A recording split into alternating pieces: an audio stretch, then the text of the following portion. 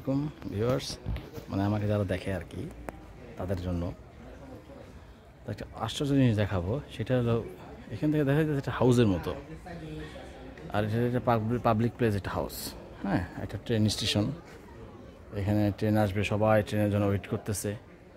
Open, কোনো security নাই, কিচ্ছু নাই। যে ইউরোপিয়ানরা এত শৌখিন আসলে এটা দেখলে বোঝা যায়।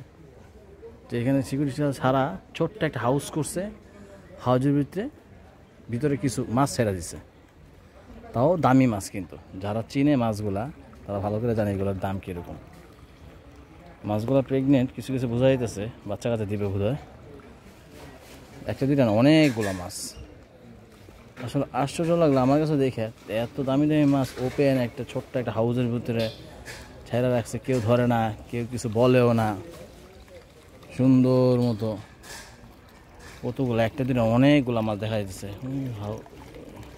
এই যে একটা ঝর্ণার মতো আছে, এটা কন্টিনিউ পানি পড়ে। এরকম ঝর্ণা ইটালির বিভিন্ন জায়গায় অ্যাভেলেবেল।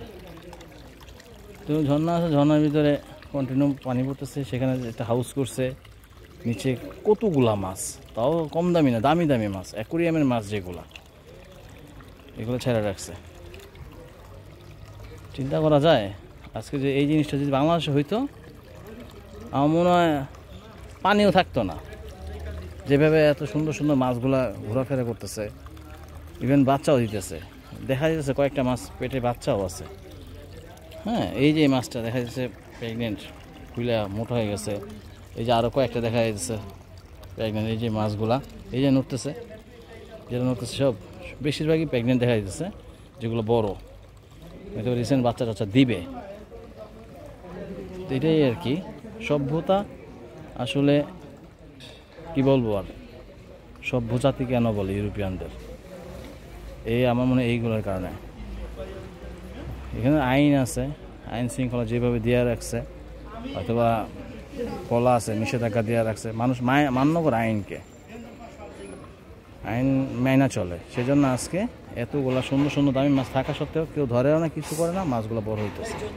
ওকে, আল্লাহ হাফেজ, ভালো থাকবেন। ট্রেন আমার এসে পড়ছে, আমার ট্রেন এসে পড়ছে বাসায় যাওয়ার জন্য। এই যে ট্রেন, আমি চলে যাব। আজকে একটু বের হয়েছিলাম ভ্যাকেশনের ছুটি কাটাইলাম, ট্রেন আসছে। ওকে, আল্লাহ হাফেজ।